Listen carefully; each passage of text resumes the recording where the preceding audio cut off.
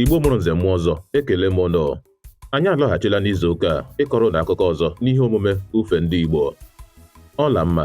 Papa, Achọrọ m ka gị na ụmụaka ndị ọzọ gezie ntị nke ọma iji wee mụta ọtụtụ ihe n'uru. ọ dị mma papa. Otu mgbe ruru n'obodo ụmụ anụmanụ.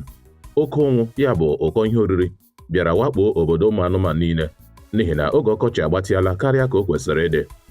Enweghị mmiri ozuzo ọbụla zoro, nke mere ka ụmụ anụmanụ niile taa ahụ ma nọrọ n'ọnọdụ adịghị ike nke ahụike n'ihi ụkọ ihe oriri. Maka ọ dị, mbe chọpụtara na enyi ya nkịta ji nnọọ ezigbo ahụ dịka ahụ nọ na-ama ya sọ mma.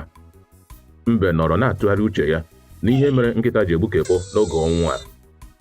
O mechara kpebie ịchọpụta ihe nzuzo a.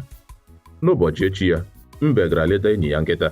Oge o rutere n'ụlọ nkịta, mbe gwara ya, "Ezigbo enyi m, ị maara na anyị abụrụla ezigbo enyi kemgbe ọtụtụ oge ugbu a.